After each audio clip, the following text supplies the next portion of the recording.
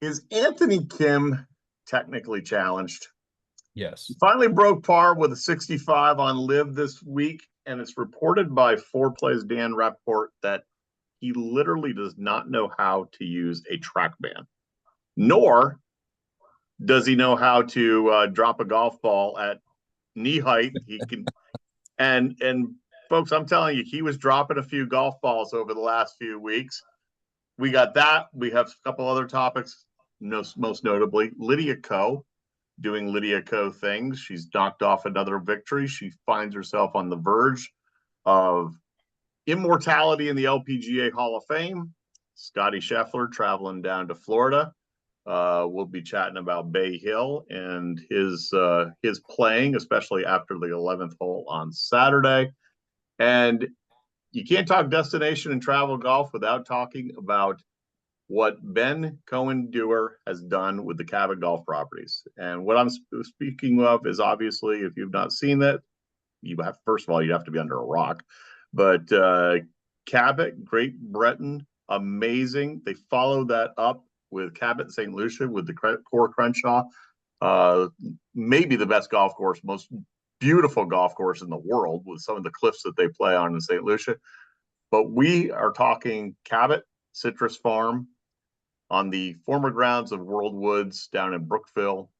And we are fortunate to have the man himself, the general manager, David Bennett. Welcome to the show, sir.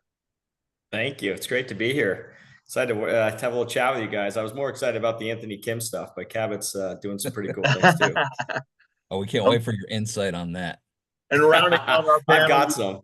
Rounding out our panel, you've already heard him. He is Mr. Little Linksters, as well as the noted golf course author now, right?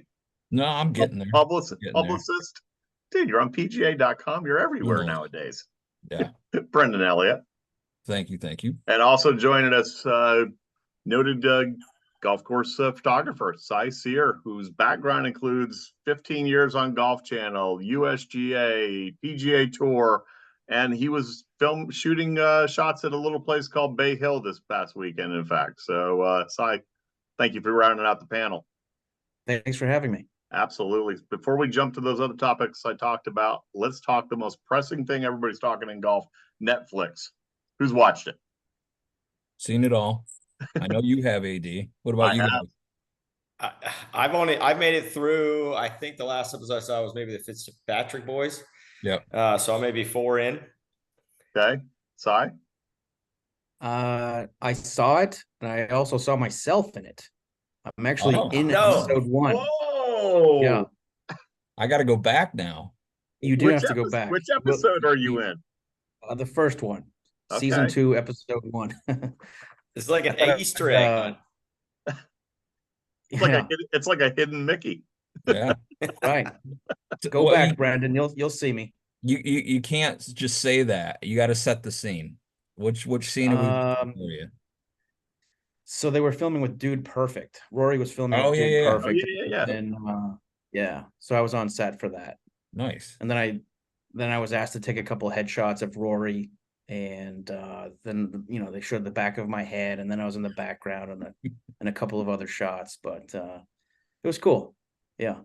Some friends started texting me, and at one time I actually walked straight across the frame, looking into the Netflix camera randomly, because you're always looking, your head's on a swivel when you're on a film set like that. So you don't want to shoot or you don't want to be on TV.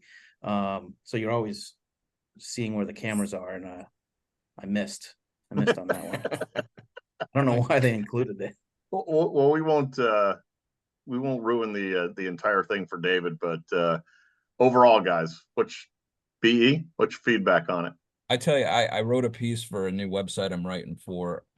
Shameless plug. Go ahead. Yeah, almost average golf. There's some YouTubers and Instagrammers, but they're starting this media thing, a la some football websites and other stuff they've done, and it's free flowing. I'm allowed to say whatever I want, which is unlike any other publication I write for. And I talked about, this new world that we all live in, and how it's great to see the behind the scenes and get to know the personalities of these guys.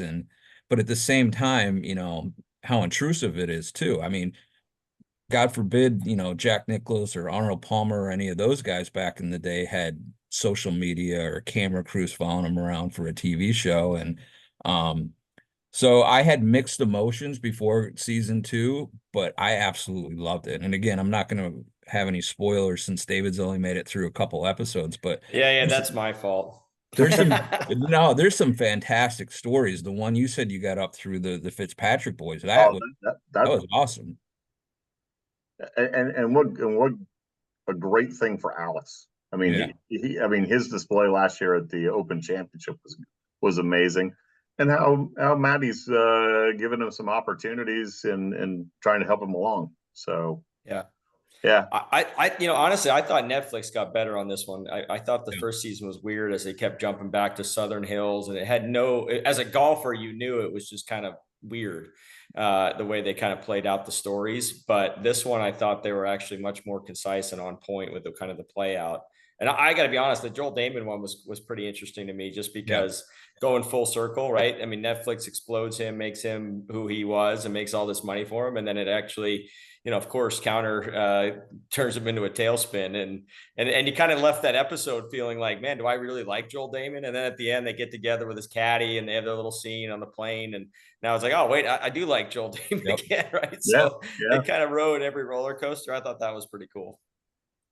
Yeah, the people's champion. You're absolutely. And what I found interesting, I think what you're basically alluding to, is the last go round they focused on one person for the entire show. I like how they weaved the different people at different times into each episode this time. Yeah, because I think they got some more buy-in, right, from some of the top players. Yep. Which I felt like, you know, Rory was on board and a few of the other guys, so it didn't feel like they had to avoid him like it felt like last time. And I felt like it was really kind of a comprehensive look. I agree with you there. And look, the PGA of America. I think it's kind of cool. Go ahead, Cy. I think it's kind of cool that you know, being a golfer and golf consumer, we're talking about jumping back and forth. Like the average golfer knows when that was filmed, so it was kind of cool to see it bounce around a little bit. You know? Yeah. The Ryder Cup stuff is fascinating, with actually being in the room with Zach and the other guys when they're on the phone. And I'm not going to spoil it, but it's just surreal to be there and to have him making the phone calls and seeing the emotion on both sides. But you know, the PGA of America has kind of backed this quite a bit and pushed it out there. And you know, there could be some backlash on people being critical of the whole process of picking the teams. You know, I don't envy Zach Johnson, or any captain for that matter, on how the process is now with those 6 picks. But there was been a lot of chatter with people that have watched it and written about, you know, potential good old boys club and stuff. But look, it's hard. It's got to be hard to pick a team that's cohesive and can go out there and win a cup. Well, David, well, actually, I shouldn't ask you. You haven't gotten to that episode yet. You're right, B. I should say. Is it chemistry, or is it who's the hot player at this time? That's the ultimate question. And having had Keegan's father on here around that exact time, a PGA Life member, we got a little inside look into how gut-wrenching that process was for Keegan. Yeah, I'll give you guys a little side note. I'm a fellow Vermonter, so Keegan and I didn't know him growing up, but there's probably not too many golf professionals that came from Vermont. Well, you know, I was going to ask you that when I sent that invite. I don't know, invite over to you. I don't know if you noticed that. I gave a shout out to the 802. I'm a there you go. Vermonter. I did. Yeah, Burlington, Vermont. Let's go. Yeah, here we are. You got Cy from Maine. You got Maine. We got Vermont. Upstate New York. Oh, here we go, boys. We're in a good show here. 2 out of 4 out of Vermont representing. Absolutely. I know. It's a golf mecca. Let's be real. Well, you were up at J Peak though. Well, I don't want to diverge from our little show notes, but I No, usually no, don't, keep going, keep I going. usually don't have show. No, Sidetrack. I usually don't have show notes, but you were up at J Peak and a couple of properties up there before. Your Yeah, current well, gig. I was up in Stowe, Vermont, and Stowe, in the that's right. country club of Vermont. Yeah. So yeah, that's where I grew up. Excellent. I don't want to sidebar. I'm into this Netflix show. So BE, Siskel and Ebert, thumbs up, thumbs down. Oh, definitely 2 thumbs up. This was really good. And like David said, I think the first season kind of set the table, but it was kind of odd. Nobody really knew what to expect. But this season, just the intertwining of stuff, like you said, David, is just so much better than, chopping things up the way they did in season 1. And again, this is the kind of stuff, especially right now with everything that's been going on in the world of golf. This is the type of stuff that the PGA Tour needs to do, is showcase these guys and show the personalities and show what they go through. I mean, last season with Brooks, I said last week, Alan, that I wasn't a Brooks fan before season Agreed. 1, and seeing how much it really means to him and how the decisions he made, why he made those decisions, you can, at least I could justify it at that point. So I love the show. Yep. Mhm. Cy, thumbs up. Just great for the game. First Absolutely. episode was best though, right? All right. I mean, one final thought to tie that one up. I mean, I feel like the PGA Tour, remember Inside the PGA Tour was a show back in the day. I don't understand why we can't get more of this on a regular basis, why we have to wait for a whole season to come out, right? It feels like that should be the kind of linchpin that ties Monday to Thursday together, of getting some insight of the last tournament that was played. I know the editing takes time and what have you, but that's what golf is engaged. We need that engagement, and we need those people to understand those storylines, and that's what makes this more popular. So I just wish we got more of it. I thought it was amazing, but I wish we got more of it. I agree. It was good. It was good Yeah. theater. Good theater was also over at Bay Hill in Orlando. Tremendous tournament this week. I was watching. I think I got more of Saturday's round than Sunday. But when you're watching the round on Saturday, and it's at 1.7 players, I think we're sitting at 7 under par. Yep. It before, and even then they didn't distance themselves technically until Scotty Scheffler just 11th hole cursed himself out, and I can't even remember how many birdies he made down the stretch on Saturday, and Sunday was just, he was in fuego. But so I'm going to lean on you. You were boots on the ground. You had your camera in hand. Official photographer of the event this week. Yeah, I was the tournament photographer for Arnold Palmer Invitational for the first time ever. I've been there a bunch of times for Golf Channel, NBC Sports. It was just cool to be there. I had photographed Mr. Palmer many times. I photographed his funeral. There's just a lot of great people involved at API, and it was just an honor to be there. But it was cool. It was really cool to be there. Yeah. David, did you make it out there? No, I didn't get there. I've got my hands full right now. I got this golf course I got to operate, but I did get to got to watch a little bit of it on TV. And yeah, I mean, I think the takeaway obviously was Scotty finding his putting. I mean, that's a problem if you're a PGA Tour player. Yep. That's a real problem.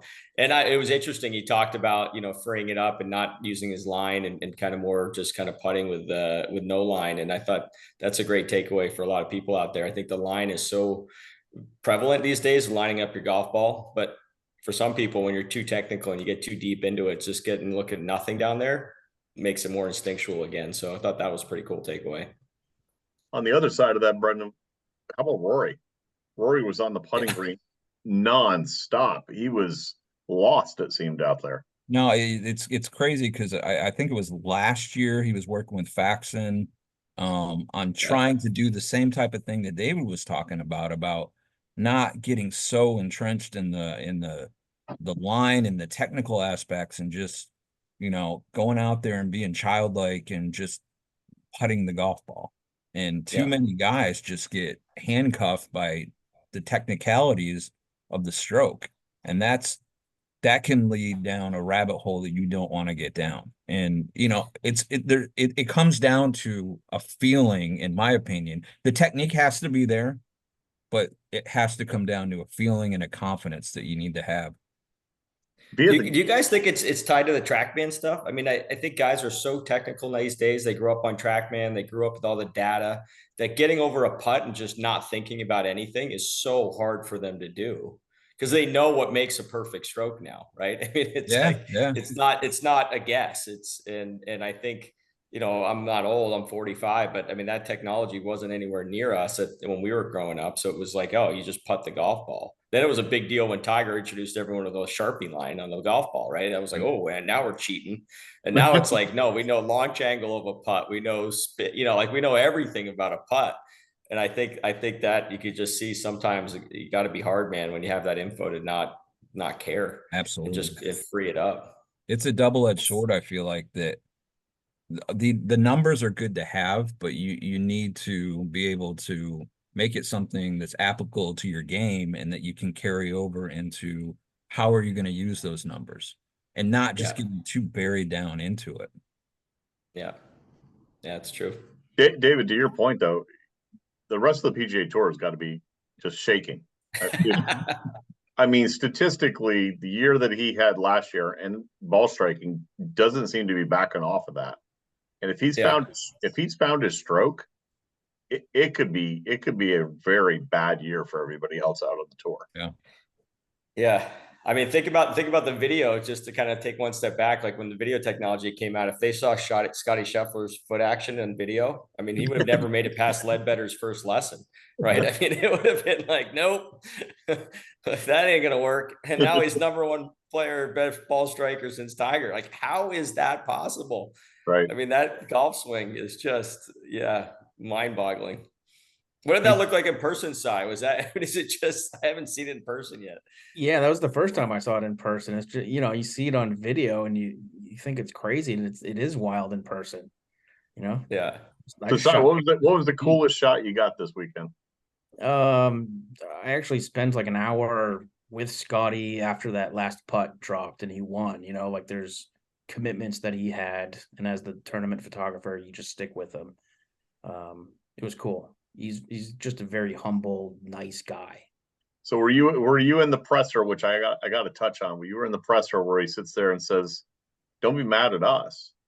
People in the golf, and if people that enjoy golf want to be mad at anybody, be mad at the live players who broke the camel's back and departed us." I was not in the room, but I do know what you're talking about. Yeah. B, would you like to chime in? I think Cy's being political on that one. I agree with him. I'm just going to say I agree with him completely. He's correct. I agree with him. I don't know if you're segueing yet, but no, not yet. Okay.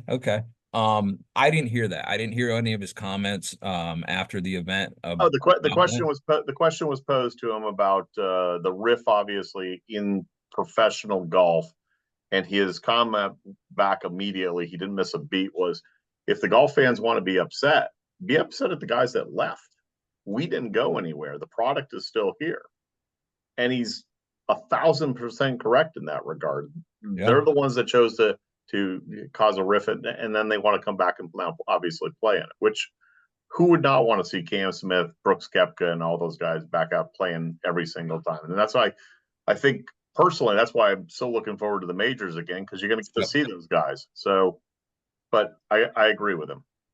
It's just a matter of time that they'll all be back together. I mean, we don't have Andy with us to do the official live report, but it just seems like things are picking up in that direction, that something soon will be revealed, I think. Well, what's interesting is now that they basically have announced that they're not going to pursue world ranking points. Right. And what do you have? Everybody's over in Asia trying to get world ranking points to be able to play in the majors. But anyway, if you're going to travel down south to go to the Bay Hill, you might as well go to Cabot Citrus Farm. And there's my segue, Brendan. Nice. Yes. Missed that point earlier. Hey, David, you turn back the clock. Let's go. World Woods was the old property that the golf course is built on. You had 2 golf courses there. You can fill us in a little bit better. that in itself was a top 100 property Yeah. before Cabot started building everything you there. I think Golf Digest actually named it the most anticipated opening of the year. Before we hit record, you were talking about the merge. I just want to sit back and have you just describe what Kyle Franz and Mike Nunza had done. It's remarkable. I mean, the pictures coming out of that place are amazing. Yeah. Yeah. No, I mean, it's such a cool part. So proud to be a part of it, to be quite frank with you. But, you know, the story of Cabot is really about Ben Cowan-Dewar, who, you know, kind of started up in Cape Breton, and his vision of kind of getting these properties that are in the best locations and putting the best golf courses on them is really what Cabot is all about. And it's kind of, you know, over a 10-year period, he put together some of the greatest golf in the, you know, in that upper Atlantic that you'll ever see. And Cape Breton became wildly successful. And through the, you know, that support of people who had backed him then and now are backing him today, you know, we were able to expand to Cabot Citrus Farms. And honestly, it's kind of the same recipe. You know, find this incredible piece of property, which World Woods was, as you mentioned, it was a top 100 golf course in at that time. And, you know, I think some people would have thought it was crazy to tear that apart and start over, but the topography and the land there is what makes that place so unique. Nowhere in Florida do you see rolling terrain and sand, and you've got topography with oak trees and pine trees. It looks like almost South Carolina in a Florida setting, to be quite honest with you. And then Kyle Franz, the mad scientist, with Mike Nuzzo. I mean, those two are, you know, some of the best up and coming minds. You know, they've been around for many years, but to do this on their own now, for Kyle to come out with Carew, is just absolutely genius work. To see the way he naturally played in the terrain and rerouted that golf course is just come out with wild reviews. And then we've got kind of the technology piece of this TrackMan range. We've got the short format with the 9-hole squeeze, and then we've got 11-hole lit par 3. So, you know, what Cabot did was, you know, get this incredible property, put these incredible architects on it, then deliver the technology, the short course, the par 3, the nighttime experience with an unbelievable 18-hole. It's the recipe for the perfect golf future, right? And that's what is so exciting about this property in Cabot. And you know, what it started has just been preview play after preview play. We are sold out the moment we hit go. And it doesn't seem to be stopping, which we're pretty excited about. And, you know, like I said, those 3 courses now, one more golf course coming for now, the Roost, which is going to be in September, and we'll be off and flying. I played some golf over in that area many years ago, but it's rolling terrain, high, vast bunkers. It's spectacular in the fact of the just the contrast between the bunkers and the layout itself. Yeah. You had mentioned, but paint the picture. If you're a guest coming there, first of all, how far out are you booked out at this point? Pretty much. Well, I mean, we've built lodging, and the lodging is in the form of cottages. And cottages right now, we've got 36 that are under construction. In fact, our first cottage is going to open on Monday. And so it's pretty exciting. We're going to have 4-bedroom and 2-bedroom combinations of cottages that will provide us with about 90 beds to start. We're going to build another 34.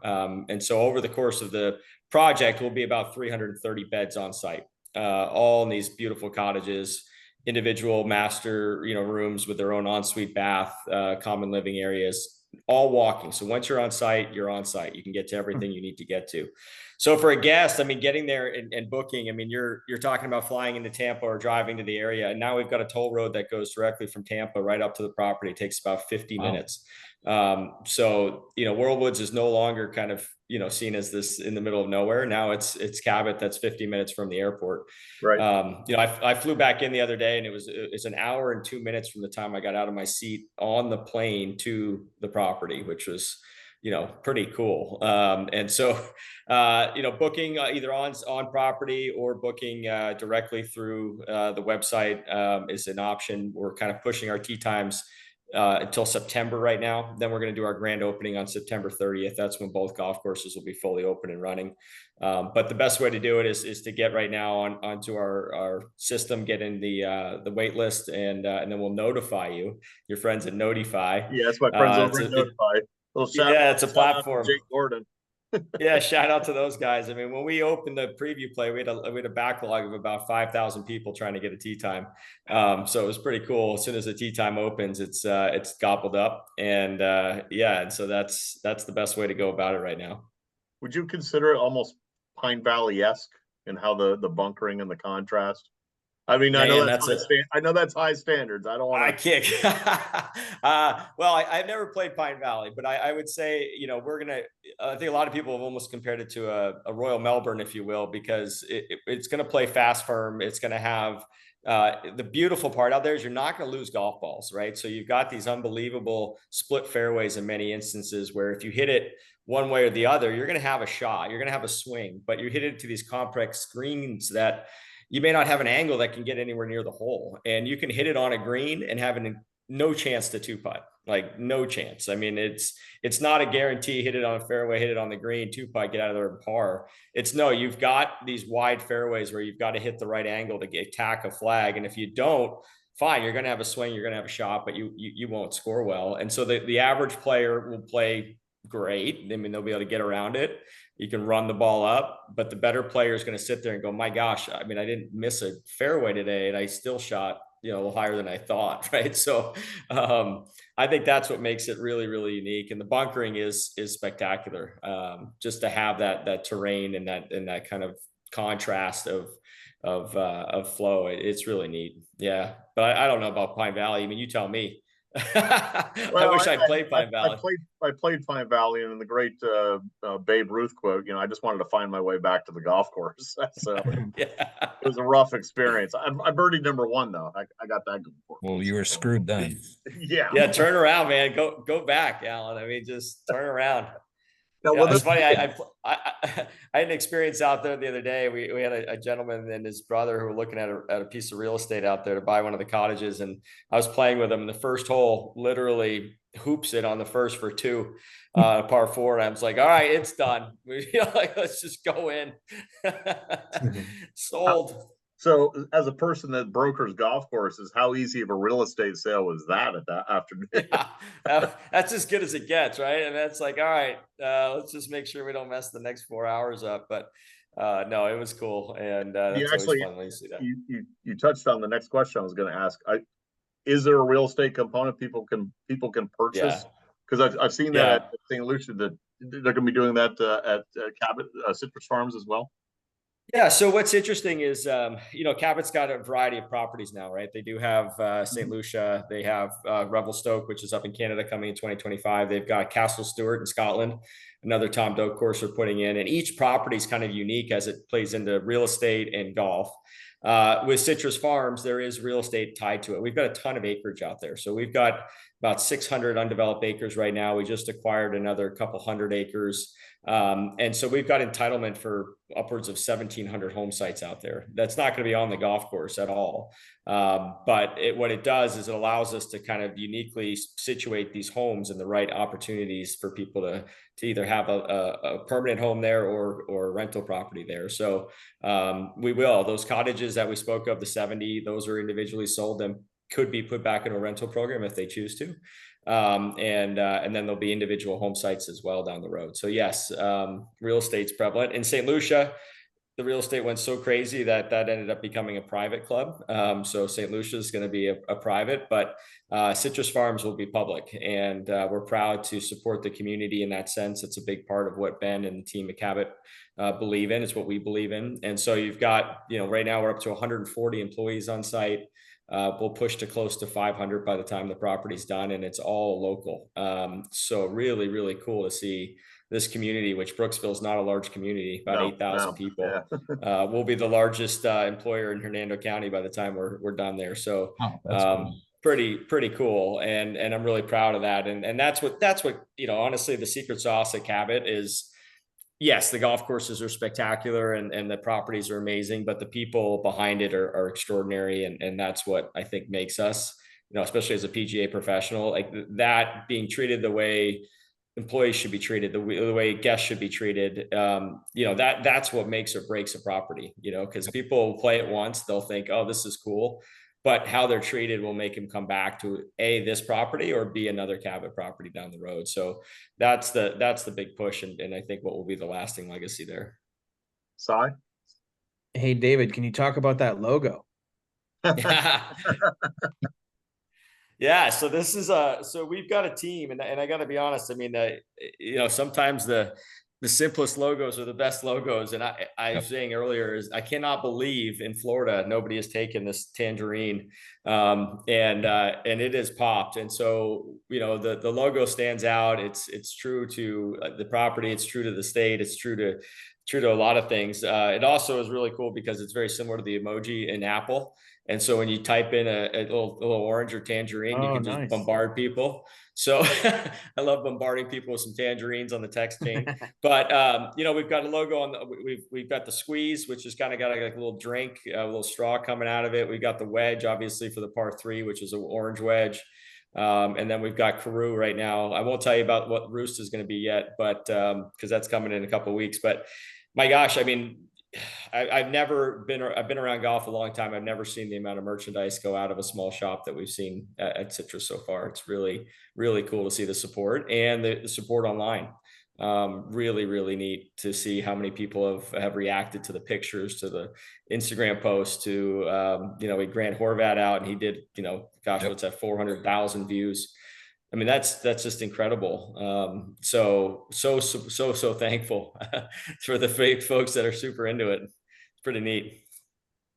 So my question is this the recipe for golf going forward? These maybe not just destination, but having something for everybody. Like you talked about the wedge, you talked about the experience on the range. Even Pinehurst has Alan's favorite little short course up there. Is that what we need to do? Is a golf community, people that work in the industry to really keep growing the game? I mean, personally, I think yes. I mean, I think that's what's going to make a property really, really successful, because you can cater to everyone. You can cater to the person who has, I say it like, if you want, we have an unbelievable acre putting course, like kind of push after the Himalayas in Scotland. And it's basically, you got 10 minutes, go do that. You got 45 minutes, go play the wedge. You got an hour and a half, go play the squeeze. You got, some time on the TrackMan range. You got 4 hours, go play Carew.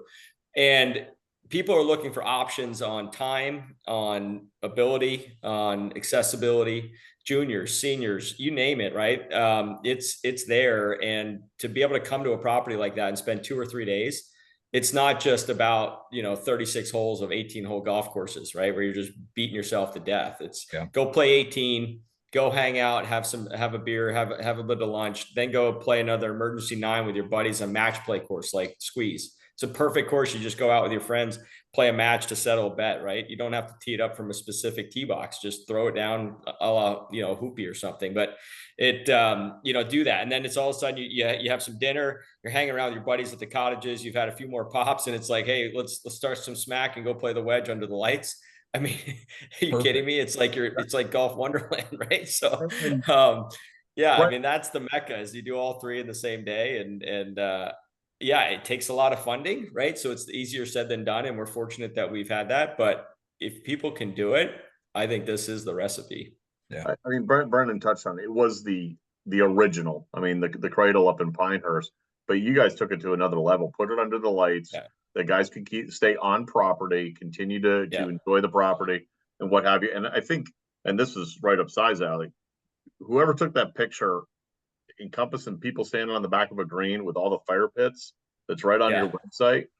That's the future of golf. People want to have that relaxed. People work hard enough. They want that when they go on their golf trip with their boys, they want to relax and enjoy themselves, have a few pops. Yeah. It's interesting because we've been talking a lot about, we've got to build these food and beverage outlets, and we've got to build all these buildings to get the capacity that we're going to have. But the most popular place is the porch. And what the porch is to us is just it's a beautiful little plateau that sits up above and looks out over the squeeze and the wedge and the putting green. And we've just got some couches up there, some fire pits, a pizza truck, and a beverage Jeep. And I can't get people to leave there. I don't want to leave there. I mean, sunset comes down, lights go on, and it's just like, man, what do I do? I guess got to get back to my cottage, which is 100 feet away. That's it. I can do this. It's downhill too, in case we need to roll you. So it'll be all right. Hey, Cy, to throw it over to you. I mean, you've traveled the world with golf courses, shooting golf courses. I mean, you probably pick out those little idiosyncrasies of every property. Are you seeing that same thing with this more relaxed type atmosphere and Yeah, it's a lifestyle. I haven't been to a Cabot property, but it's really a lifestyle, isn't it? I mean, it's a beautiful spot. Just a, you know, people often think or overthink golf. Yeah. You know, it is a business, but geez, people just want to break from their life and Yeah. just enjoy a fire, you know, and 4 hours with their buddies. Like, it's not very hard, you know, like just give the people what they want, you know. That you know, that's why Cabot and all these great places are so successful. They figured it out, you know. well, I've Yeah. said all along that when golf finds its new realignment, you're going to have the high end privates that are going to be immune to any downturns in the economy. You're going to have daily fees, semi privates, and in top 20 MSAs, municipals, but they don't want to run them. They just want to buy up the land and keep the green space. And then it's destination golf, and Yeah. and that's why I really fortunate. Thank you for hopping on, David, because we've been talking about destination golf. You've seen it ever since COVID. It's Yeah. people want to hop in a car and just be able to drive with their buddies, and it's the great American golf road trip again. Yeah. And Alan, I'll say, one thing about this preview play, which I think Cabot does really well, is we listen to people, right? I mean, this preview play is about getting feedback, and we literally are watching, how do people want to use the property, right? Where do they want to stand? Where do they want to go park their car? Where do they want to hang out? What do they want to wear? We don't have a dress. I mean, we don't care. I mean, whatever you want to be, we see it, and we see how it plays out with the guests. And then we go, oh, you know what? That's where they want to go. That's where they want to hang out. That's what they see this course as. And that, to me, is amazing, because like you said, those private country clubs or those other clubs, sometimes they're just so strict and so standardized that there's just no way of breaking that mold. And it's really cool to be able to look and see how people use the property, then react to it and provide just a little bit more to give them, right? That's even better. And that's I think another little piece of it that makes it work. Without question. Yeah. Well, Hey, I said it before. David, go ahead, Cy. sorry. Hey, No, hey, no. David, how much easier is it to get to Cabot in Florida compared to Cape Breton? You know, does that well, let's put it how does this way. that play into how does it play into the next ones? You're a native Yeah. Mainer. You tell us, Cy. All I know is that if Cape Breton is as successful as it has been in that location, yeah, we have no excuse here in just outside of Tampa, right? So no, it's interesting. I think that the answer is people will travel to what we just talked about, right? If you get it right, and you make it unique and you make it different. And I think that's, people haven't seen this side of Florida. It's, people are used to East Coast Florida. This is not. This is a totally different feeling, totally different vibe. And it's I think people, when they realize what this is all about, I think are going to go, wow, this is something that I haven't seen before in the Florida landscape and the temperature that is Florida, right? So but yeah, it always amazes me, man. People going up to Cape Breton is that's a trek. But that golf's worth it too. I mean, that's that's as good as it gets up there. I mean, you're can't pretty much in Iceland. Yeah. For real. Yeah. Yeah. I mean, as Ben said, it was, what did he say? I think he said it's like a 10-year overnight success or something. I mean, think about him. I mean, he went and acquired 60 different parcels of land from individual homeowners in a defunct mine community, and told them he was going to build world-class golf in the middle of nowhere. Mike Kaiser, it was like, he's like, what do you think, Mike? And Mike's like, I'm not sure. And Ben just kept at it and kept at it and kept at it. And there you go. That's the vision. That's unbelievable what that story is all about. So kudos to Ben for what he's done. Without question. I'm scheduling a trip B. Oh, we're You going. guys, Yeah. I think this is a foursome right here. Let's go play. There's four of Yeah. us. Let's We go will do it. record, we will record the next show from the fire pits. There you Yes. Now you're talking. And I'd like Now we're- pepperoni, by the way, in the food truck. All right, done. We have it. Hey, you know who's scheduling a trip B or B? Lydia that? Co. Lydia Co. right. Maybe to the Hall of Fame. go. Yep. But here's the question. Here's the question for you. She's this close to qualifying for the Hall of Fame at age 26, I might add. Yep. And there's reports and rumors that she may walk away from the game. You're right there in Orlando. Yeah, we've talked about this off. That?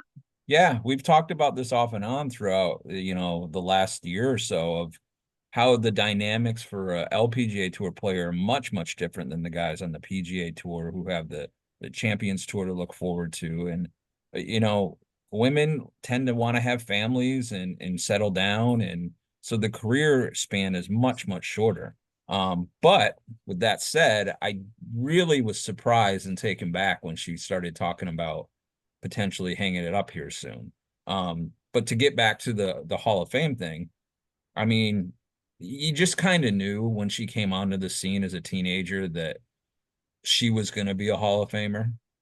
Even through all the ups and downs when she was working with Ledbetter and then she was with Sean Foley, and she's a grinder and she just figures stuff out. And, that seems to be the recipe for LPGA Tour stars, is this finding himself several different times and making it work. And I'm a huge fan of Lydia for sure. It lives right over there in Nona. Yep. Hey, we're gonna bounce to the other topic real quick, which is did you see any one of you? Did you see so I mentioned in the opening monologue, Anthony Kim. Actually, David, this one's for you because we talked. You mentioned about back when we played, and I'm even older than you. We won't get into that, but Anthony Kim doesn't know how to use a TrackMan. Well, hold on. Andy doesn't tie his shoes. Did you see that? I mean, the guy's playing no shoes tied. Where's he been for 10 years? I don't know. Has this guy even played golf is the question, right? Like, this is unbelievable. I mean, he looks like he just discovered golf again, and he's, I mean, no shoes tied. Yep. They said no fit, clubs aren't fitted, no TrackMan. I mean, at first I was like, oh, this is a dud. Then he shoots 65. Yeah, okay. Can he do it again? Yeah.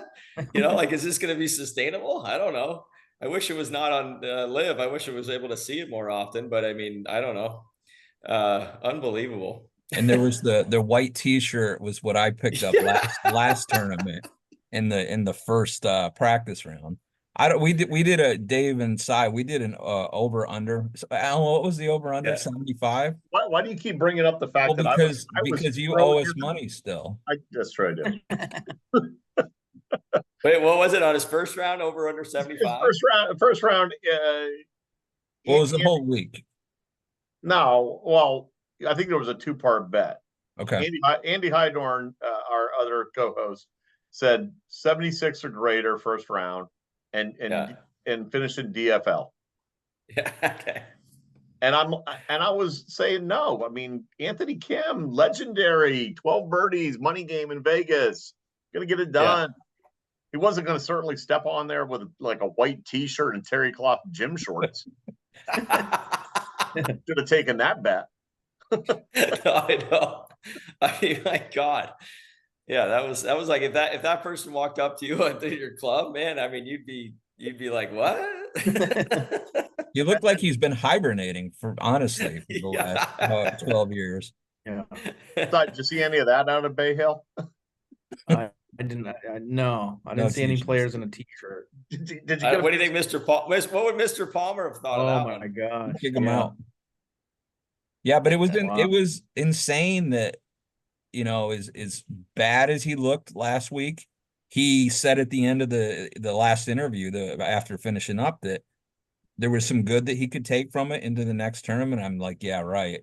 And to shoot 65 on the final round. I don't know. I don't know if it was a fluke or I don't know if it's a sign of things to come. I would probably say the latter, though.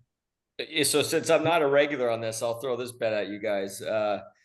Over under on when you see Anthony Kim in a major. Does it ever happen again? Mm-mm. I'll put it at 0.5 or 1. Does he ever get in a major? I mean, he'd have to, at this point, to get an exemption, or he'd have to qualify, right? could Open qualify. or US. US Open or Open. Yeah. Yeah. I don't know. I'll be very curious to see. I'd well- love to see it. Well, that goes back to our whole question about, the insurance policy with Lloyd's of London. Yeah. From what we heard, it's explicitly said not playing the European Tour, the PGA Tour, the Asian Tour, what have you. Never mentioned live. So Yeah, that because it didn't exist. $7.5 million little bump that he got just to show up in his terry cloth shorts and white t-shirt. But I wonder if the US Open or any of the majors are spelled out in there, that subclause section 3. Well, I did read a little bit more into it, and there were some reports that Liv was taking care of whatever they were covering whatever the insurance policy was going to be. Interesting. So at this point, he could be free and clear to jump into a US Open qualifier or Open Championship or something. Who knows? I'd like to see it. I'd love to see it. Stuff of golfing lore. It would definitely put him on the hot seat, BE. That's right. And we got double hot seat. We didn't even tell the boys about this. We didn't. We're walking them right into the buzzsaw on this one. So the hot seat is rapid fire questions, back 9. And we do have a bonus question at the end. So we'll just go back and forth. We'll start with Cy. Your lowest round ever. This is gonna be disappointing for you guys. I literally think it was in high school, like 78 in like a championship match. Like you saved that's it the for best that. I've got. That's good. Yeah. David? 62. Nice. Jeez. David can golf his ball. Yes, he can. Wow. Yeah. Cy, 3 courses, your favorite 3 courses that you played. Played. How about 3 courses that I photographed? Oh, there you go. We'll do that. Yeah. I haven't played much in a while. I love everything in Banff, Canada. Photographed a few courses out there, and then Pebble Beach, and I'll throw my home course of Biddeford Saco Country Club in Maine into the mix. Yes. David spent years out there. I love that. I'm going to go local too. Country Club of Vermont. That's a local one. I'm going to go, my favorite is Cypress. Got to play that. That's top for me. And then I'm going to throw Cabot in there. Cabot Carew. Nice. Cabot Citrus Farms. So company man right here. Your top 3 that you have not taken photos of that you would like to, since we're doing that route with you. Oh. Really put me on the hot seat. It's the hot seat. Or play, since it's a haven't yet. You could say play. Yeah. Boy, I'd love to check out the Cabot properties. Throw this one over. Throw this one over to David. Let David go first on this one. Okay. Yeah. I like dogs. Come on, Alan. I was liking this buffer. You're giving him a chance. You're giving him a chance to think. BE. All right. So it's the top 3 that I have not played. Have not played. Yep. All right. I've walked and caddied in the Pebble Beach Pro-Am multiple times and never played Pebble Beach. Okay. So I'm throwing Pebble Beach up there. I would say St. Lucia in Cabot World. That just the property looks incredible. So I got to get myself down there to play that one. And then I would say, why would it not be Augusta National? True. I mean, come on. I mean, that's got to be a bucket. Cy? I will lead with Augusta National. And then I'll skip over Maine and go to Cape Breton. Yes. Then maybe I like this. And then what about somewhere down in Australia? Is it Ida? Help me out. There's a couple of crazy cliff They go back and forth. I've seen crazy photos. It's gorgeous. I'll figure it out. I'll I think text he's you making later, a course Dave. up, but it sounds cool. Yeah, yeah. Maybe it's an AI course. David, top 3 golfers in no particular order of best of all time. Best of all time, Tiger Woods.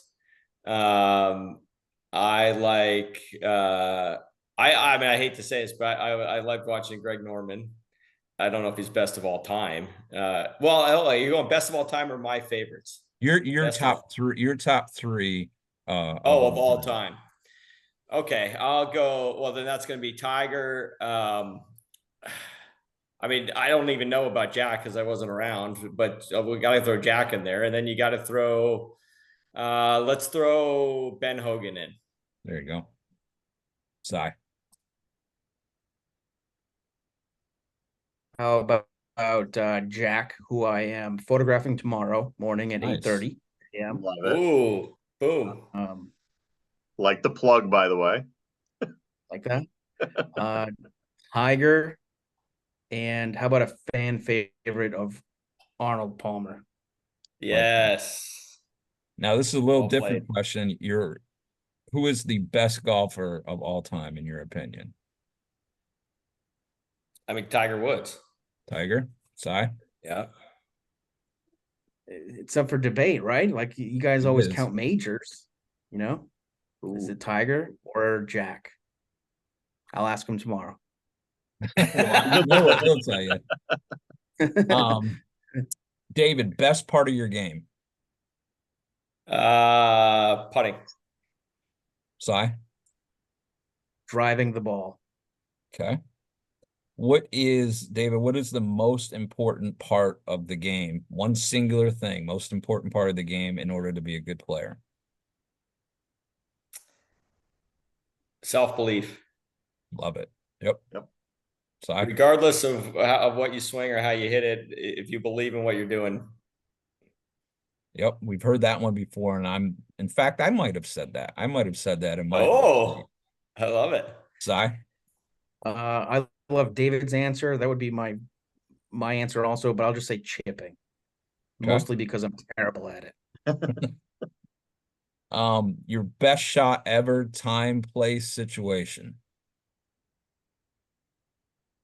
Last hole, the Vermont Amateur Championship, over a bunker, short-sided pin, full flop shot, 60 degrees, straight in the air, flew straight into the bottom of the hole, popped out of the hole onto the lip of the cup.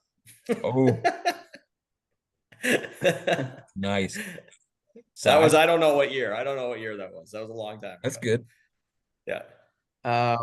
My one and only hole-in-one at Deer Island in Florida during a scramble 15 years ago.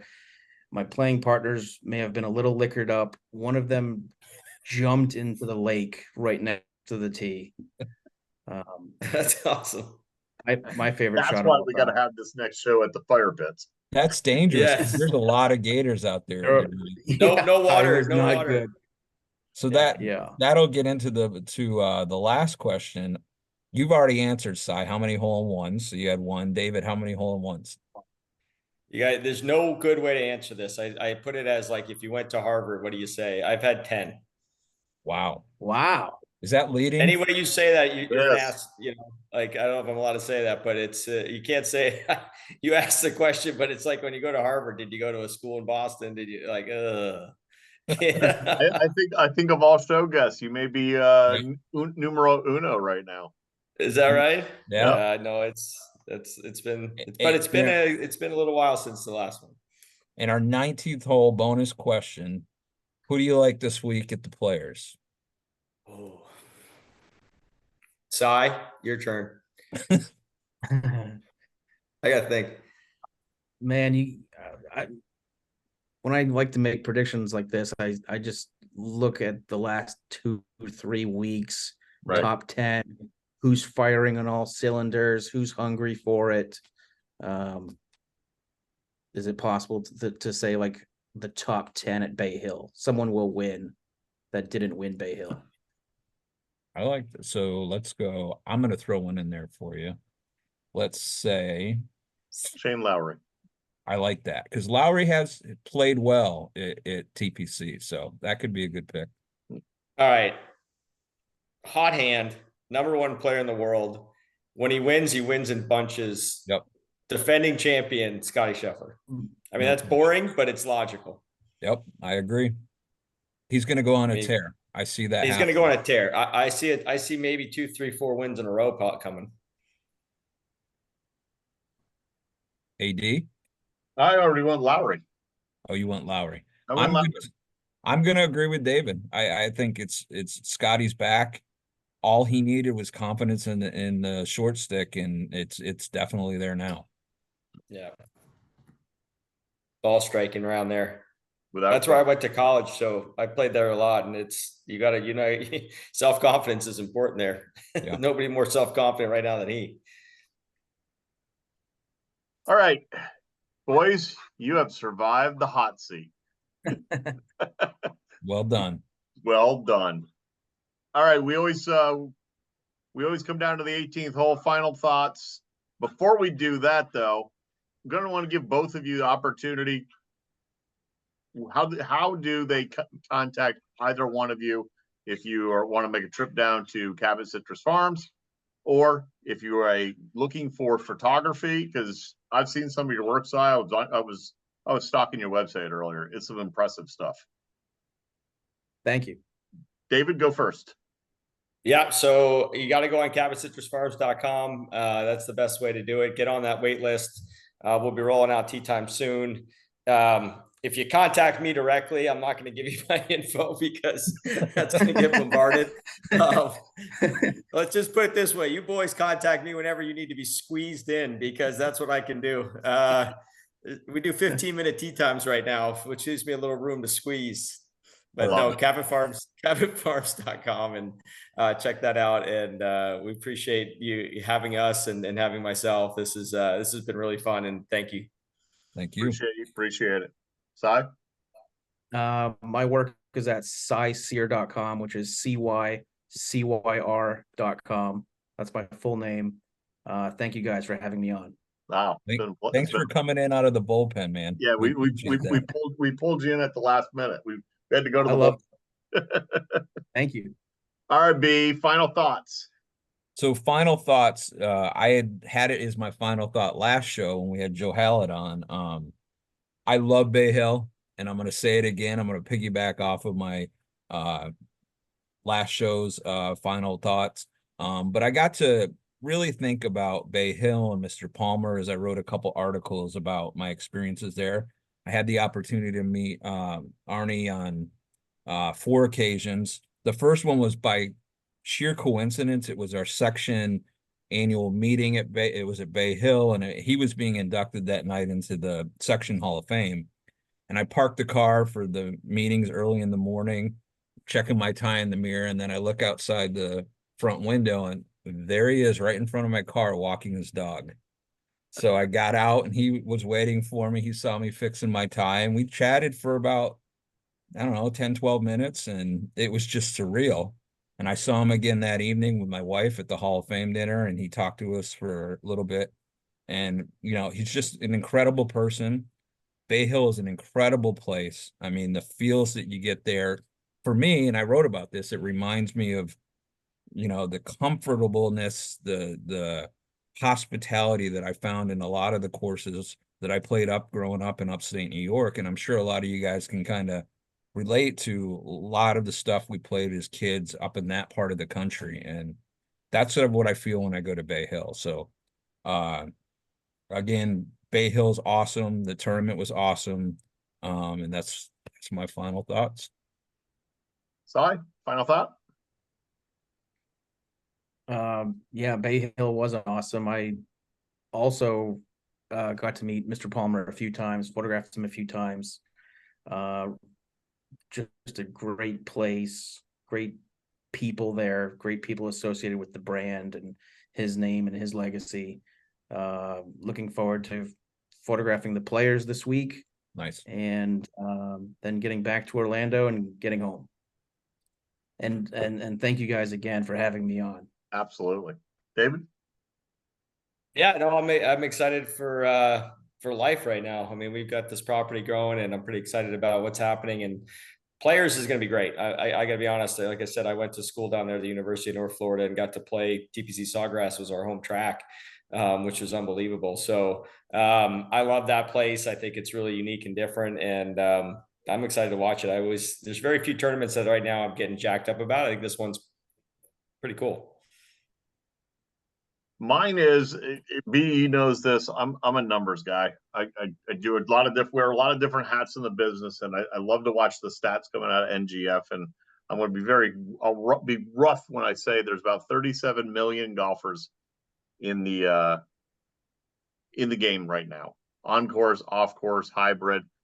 But as of 4:45 this morning, we have 37,000,001.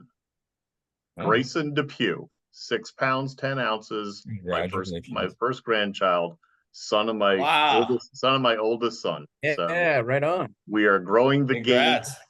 game organically. Nice. Panelists, thank you as always. Listeners, thank you. Appreciate you listening to us, and we will catch you next week.